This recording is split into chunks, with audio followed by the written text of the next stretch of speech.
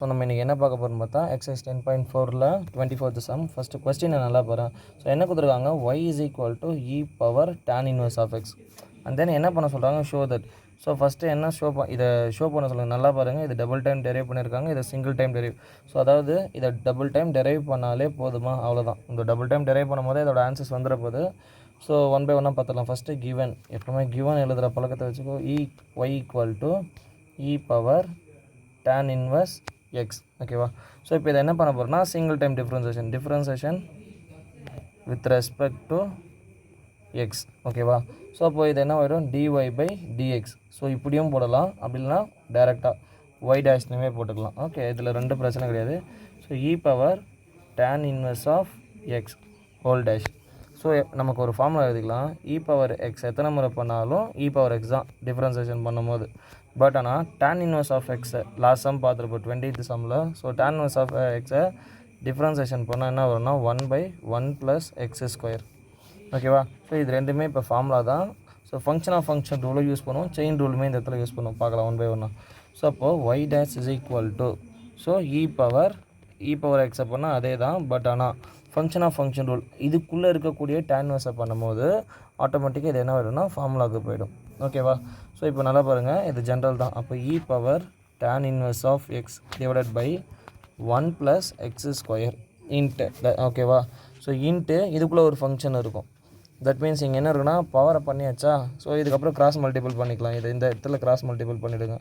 So என்ன வரப்போகுது, y dash into 1 + x² is equal to e power tan inverse of X.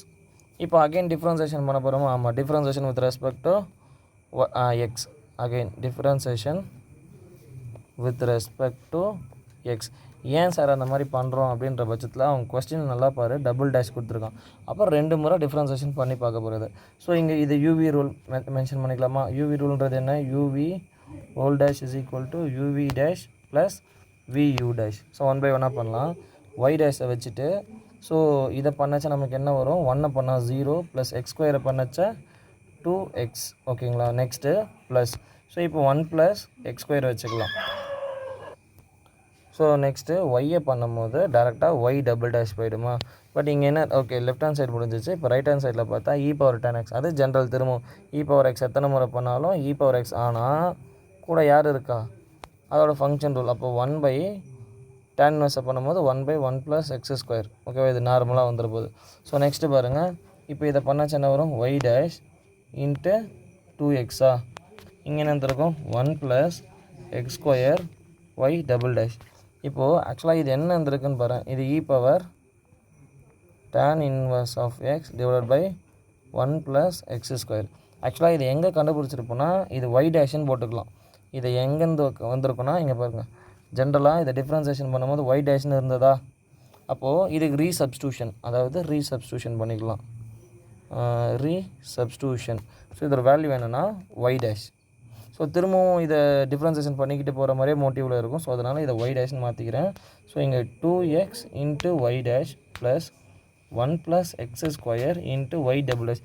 இந்த plus இங்கே ஆக்சுவலாக இது ப்ளஸ் சிம்பிள். அப்போ இந்த பக்கம் வரும்போது மைனஸ் ஆகிடுமா. 2x y dash minus y dash plus 1 + x² into y double dash. Okay, இது வரைக்கும் முடிஞ்சதா.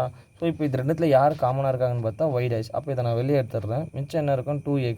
இங்கே y டேஷ் போயிடுச்சுன்னா ரிமைனிங் -1. ஆக்சுவலாக மைனஸ்ன்றது simple. Okay, 1 + x² into y double dash is equal to 0. So இதுதான் நம்ம ப்ரூவ் பண்ண வேண்டிய ஆன்சராக. ஒன்ஸ் ஒரு முறை செக் பண்ணிக்கோங்க. ஸோ அவ்வளோதான். ஓகேவா. ஸோ ஹேண்ட்ஸ் ப்ரூவ்டுன்னு மட்டும் என்ன பண்ணுங்கள், மென்ஷன் பண்ணுங்கள். So okay, thank you every one.